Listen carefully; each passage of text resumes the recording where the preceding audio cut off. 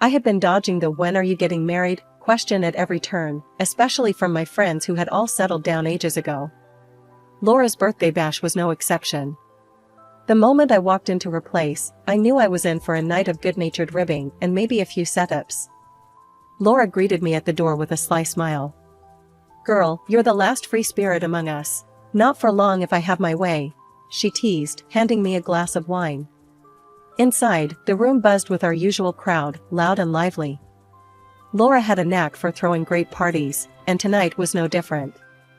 I mingled, laughed, and dodged marriage questions like a pro.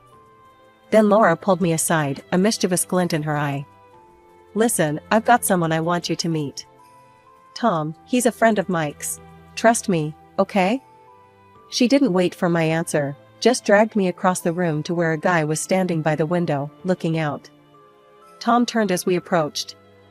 He was sharply dressed, which made him stand out even more. "Tom, this is my friend Chloe I was telling you about," Laura said with a wink. "Hey, Chloe," Tom said, extending his hand. His grip was firm, confident. "Heard a lot about you." "All good things, I promise." "Thanks," I said, trying to keep it cool even though I was already curious about him. "Laura hasn't told me anything about you, so you've got the upper hand." Tom laughed. "Fair enough. I work in finance, live downtown, and according to Mike, I make the best ribs east of the Mississippi." "Ribs, huh? That's quite a claim," I teased back. We hit it off instantly. The conversation flowed easily, from work to hobbies, to our shared love for bad horror movies. Tom was easy to talk to, and for the first time in a long time, I wasn't looking for an escape route at one of these parties. As the night wore on, we found ourselves sitting on the balcony, a bit removed from the chaos inside. "So, why is a catch like you still single?" Tom asked after a lull in our conversation, a playful tone in his voice. I shrugged. "Just haven't met someone who can handle my kind of crazy yet," I said, giving him a challenging look. We talked more about our jobs, and I explained the campaigns I'd worked on, which seemed to genuinely interest him. It was refreshing to talk to someone who wasn't just trying to nod along, but actually understood the nuances of creative work. As the party started winding down, Laura found us again. "I'm not saying I told you so, but..." She trailed off, giving us a knowing look. Tom and I exchanged numbers, and as I left, he called after me. "Hey, don't be a stranger, okay? Let's catch a movie sometime. Maybe one of those terrible horror films?" "Sounds like a plan," I called back, grinning. Driving home, I couldn't help but feel like maybe, just maybe, Laura's matchmaking hadn't been such a bad thing after all. The year flew by faster than I thought possible, and before I knew it, it was my wedding day. I woke up feeling like I was in some kind of surreal bubble. Getting married wasn't something I'd put much thought into until I met Tom, and suddenly here I was, about to walk down the aisle. As my bridesmaids hustled around the room, fixing their makeup and adjusting their dresses, I stood in front of the mirror in my simple yet elegant wedding dress. Laura barged in, holding 2 cups of coffee, her hair half done. "Drink up, you're gonna need it," she said, thrusting a cup into my hand. "You look a bit pale, Chloe. Nervous?" "A bit," I admitted, taking a long sip. "Feels like I'm stepping into someone else's life, you know?" Laura chuckled. "That's normal. Just wait till you see Tom at the altar. You'll know it's your life, all right." The ceremony was a blur. I walked down the aisle, my dad beside me, cracking jokes to help me keep it together. "Remember, you can always run. I've got the car ready," he whispered as we approached the altar, earning him a sharp elbow jab from me. Tom looked stunned as I approached, his eyes never leaving mine. I couldn't help but smile, my nerves melting away under his gaze. We exchanged vows, his voice steady and sure, mine slightly trembling. "Do you, Tom, take this lovably stubborn woman to be your lawfully wedded wife?" the officiant asked, a twinkle in his eye. "I do," Tom replied, loud and clear. "And do you, Chloe?" He turned to me. "Take this hopelessly disorganized man to be your lawfully wedded husband?" "I do," I managed, eliciting a few chuckles from the crowd. The reception was loud and lively. Our friends and family mingled, danced, and toasted to our future. Tom and I made our rounds, thanking everyone for coming. When we finally had a moment to ourselves, Tom pulled me close, whispering in my ear.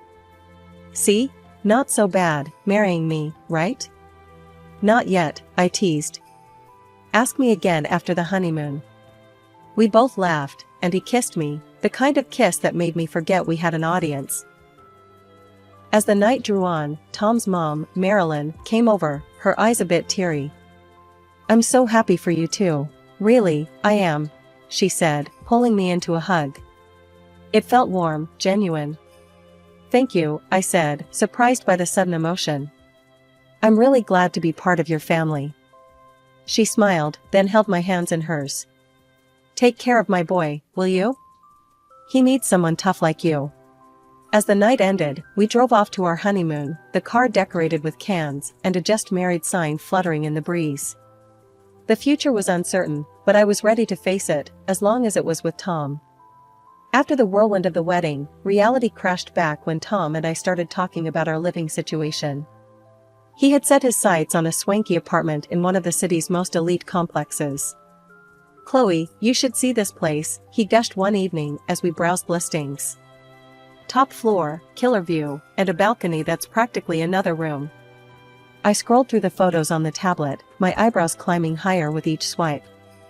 "Tom, this place is gorgeous, but the rent's outrageous. Why don't we look at something a bit more reasonable?" He flicked away my concerns with a wave of his hand. "Come on, Chloe, we can afford it if we tighten up elsewhere. This is about setting a standard, living the life we deserve." Despite my reservations, we ended up in the luxury apartment with a rent that made me wince every time I wrote the check. We agreed I'd handle the rent, and Tom would take care of everything else. It seemed fair, if a bit skewed, but love made it easy to say yes. The first few weeks were like living in a magazine spread. I loved the space, but each rent payment was a reminder of our differing views on money. Tom's tastes leaned ever towards the extravagant. Adding to the tension, I noticed a change in his mom's behavior towards me. Where once she had been warm, now there was a coolness, a distance. She declined invitations to visit and didn't extend any of her own. It bothered me enough to bring it up to Tom one night as we cleaned up after dinner. "Tom, has your mom said anything about me lately?" I asked, watching his expression. He paused, a plate halfway to the dishwasher. "Nah, she's probably just being weird. Maternal jealousy or something." "Jealousy? Of what?" I pushed, not satisfied with the brush off. He shrugged, looking uncomfortable. "You know how it is. You're the new woman in my life. Give it time." But time didn't improve things. If anything, the distance grew, and soon, I felt it between Tom and me as well. His once casual elegance shifted into a constant showcase. He spent considerable time and money on his appearance, making remarks about how I dressed. "You know, Chloe, maybe you should see a stylist," he suggested one evening as we prepared for a night out with some of his work colleagues. I looked down at my outfit, simple and comfortable, then back up at him. "What's wrong with how I dress?" He sighed, as if explaining something obvious to a child. "It's just a bit rustic. You could spice it up. Impress a bit." I bristled. "I'm not here to impress anyone, Tom. I like my clothes. They're me. Urban, simple, and comfy." He shook his head, clearly frustrated. "It's about fitting in, Chloe. Looking the part." That night, as we mingled among Tom's stylish colleagues, the air between us was tense. I caught him several times looking at me, his gaze critical. It stung, and the night ended with us driving home in silence. The glossy image of our life that Tom curated for social media was miles apart from the reality that simmered between us. Every picture-perfect post was a stark contrast to the growing discontent I felt. As weeks turned into months, Tom's attitude shifted from mildly annoying to outright disrespectful. One evening, after returning from another high society party where Tom had criticized my dress in front of a group of strangers, I couldn't hold back any longer. We were barely through the door when I spun around to face him. "Tom, we need to talk. This can't go on, I said, my voice firm yet weary from the evening's facade. He raised an eyebrow, his expression a mix of amusement and challenge. What's the problem now, Chloe? Your dress wasn't up to par again?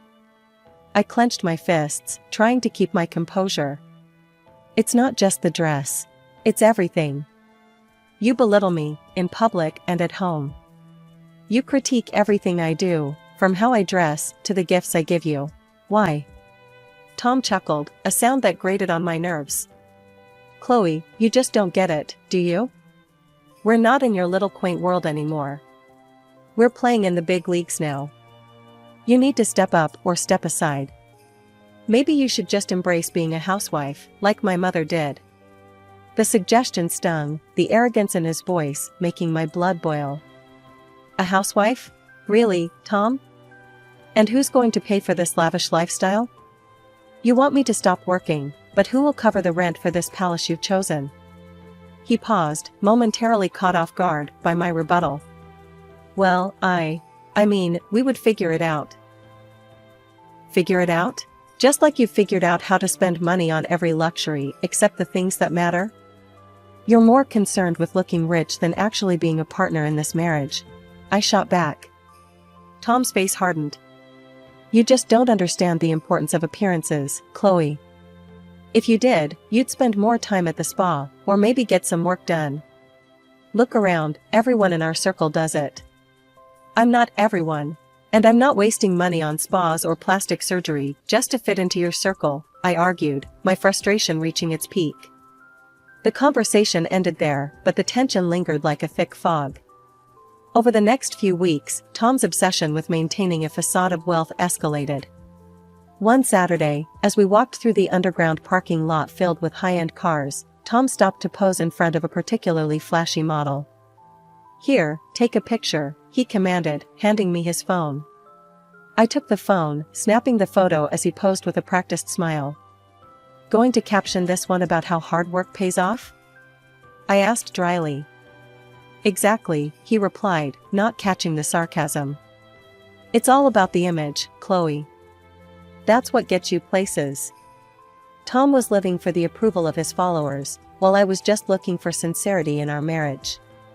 The realization was sobering, and for the first time, I began to seriously question our future together. Lately, Tom's work hours stretched longer into the evenings, his presence at home becoming more the exception than the rule. I tried to shrug it off as dedication, ambition, something commendable. But the niggle of doubt was relentless, especially as Valentine's Day approached. A week before the holiday, while searching for an old photo album in our closet, my fingers brushed against a sleek, unfamiliar package tucked behind his hanging suits. Curiosity piqued, I pulled it out, a beautifully wrapped box from a high-end lingerie brand. My heart skipped. Perhaps Tom remembered how I always joked about spicing things up. When Valentine's Day dawned, I awoke with a flutter of excitement. But as we exchanged gifts over a hurried breakfast, the only thing Tom handed me was a fitness bracelet. Track your workouts better, he said with a casual peck on the cheek. No mention of the lingerie, no sign of indulgent silk or lace.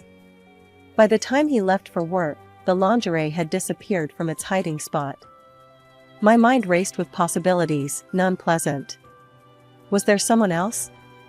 Was that why he'd been so distant? By evening, my decision was made. I called a private detective, a number I got from a friend who had gone through something similar. I just need to know, I told him, my voice a mix of fear and resolve. 2 weeks later, I met the detective at a coffee shop downtown. His face was grim as he slid an envelope across the table. You were right to call, he said softly. I think this will answer your questions. Inside, I found evidence of dinners, late-night escapades, and receipts for gifts that certainly weren't for me. My heart sank, but I tucked the envelope away. Knowledge was power, and I needed a plan. That Friday, Tom staggered in late, reeking of booze. Guess what, Chloe, he slurred, barely able to stand straight. I got promoted. Big raise. We're celebrating tomorrow, my parents are coming over. He grinned, oblivious to the storm brewing inside me. This was it. This was the moment to confront him. But not tonight. Tomorrow, with his parents as witnesses, would be perfect. I forced a smile. That's amazing, babe. We should definitely celebrate. As he stumbled off to bed, I sat in the living room, the weight of the envelope in my purse feeling like a ton. The evidence of his betrayal was palpable, the photos and receipts a mosaic of deceit. I rehearsed what I would say 1,000 times, each scenario different, each outcome uncertain. Morning light crept through the curtains too soon, and I rose, weary but resolved. Today would mark the end of one chapter and, hopefully, the beginning of something new, something real and honest. As I brewed coffee and set the table for the impending brunch, my hands were steady. The heartache had crystallized into a fierce resolve. Tom's parents did not take long to wait. His mother, Marilyn, had always given me the cold shoulder, but today her disdain was palpable. She eyed me over her teacup with a sneer as they arrived, bearing a gift for Tom. "Here, son," Marilyn said, handing over a beautifully wrapped package. "We thought you'd appreciate this."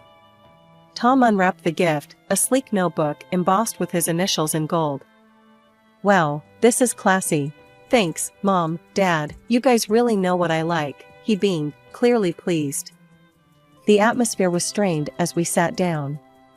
Tom was oblivious to the undercurrents, chatting away about his new role at work.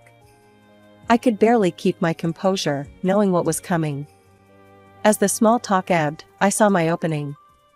I handed Tom a smaller, plainly wrapped package. "I got something for you too," I said, my voice steady.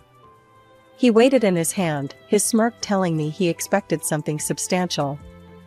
"Hope it's not another one of your quirky gifts, Chloe," he laughed, tossing the package into the trash without opening it. "You do have terrible taste sometimes." Even Marilyn gasped, her usual frostiness towards me briefly turning to shock. "Thomas," she exclaimed. "That's no way to treat a gift from your wife." But I just smiled, the calm before the storm. "Why don't you take a look?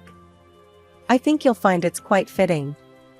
Curiosity piqued, and perhaps hoping for an expensive gift, Tom retrieved the package from the bin and tore it open.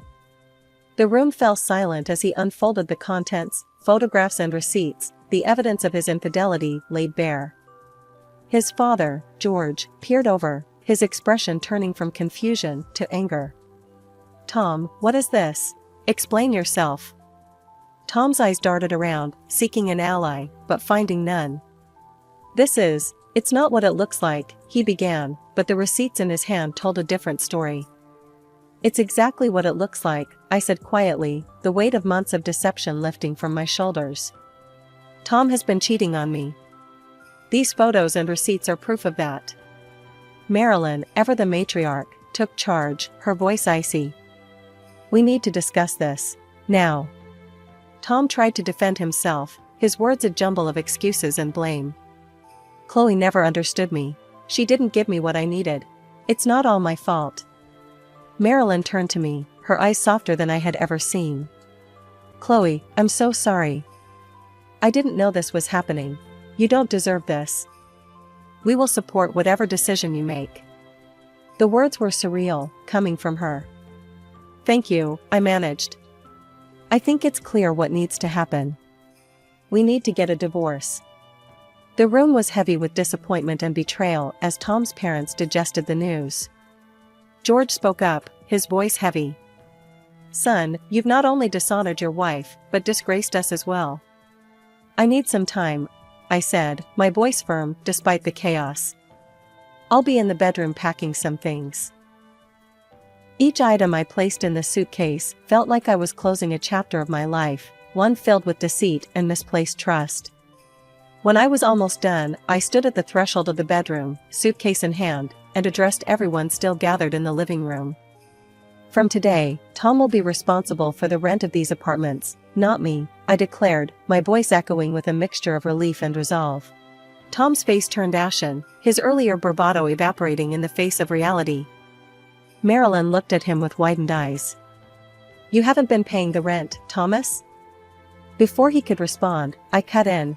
"I paid every single month, along with groceries and most other bills. Marilyn's gaze shifted between Tom and me, a realization dawning on her. All this time, you lied about Chloe? We thought she was just spending your money. Her voice broke with the weight of her words. I work at the advertising agency, and I have a good salary, I said, looking directly at Marilyn, who seemed genuinely taken aback. It's Tom who has been reckless with money. At that, Marilyn's composure shattered. She stepped forward, her eyes blazing as she faced her son. You ungrateful, spoiled fool, she yelled, her voice trembling with anger and hurt. Chloe is nothing but hardworking and kind, and you have failed her. George joined in, his tone harsh and unforgiving. Foolish boy, we didn't raise you to be this way. I should have been stricter with you when you were younger. The room was charged with emotion, the air thick with the bitter scent of disillusionment. While Tom's parents continued to berate Tom, I zipped up my suitcase and moved towards the door. The finality of my actions was liberating, yet heavy with sorrow. As I reached the doorway, George called out to me. Chloe, we're so sorry. We didn't know. We're going to make sure he learns from this. We might even need to reconsider his inheritance if this is how he conducts himself. I stepped out of the apartment, the door closing behind me with a soft click that seemed to resonate with finality. The cool corridor outside was a stark contrast to the heated atmosphere I'd left behind. Life after the divorce felt like stepping out from under a heavy shadow. I moved into a smaller, more modest apartment, the kind that felt cozy rather than cavernous. The walls didn't echo with past arguments or the hollow pretense of a life spun for social media. Here, I could breathe, decorate with simple tastes, and sleep soundly knowing I was living within my means.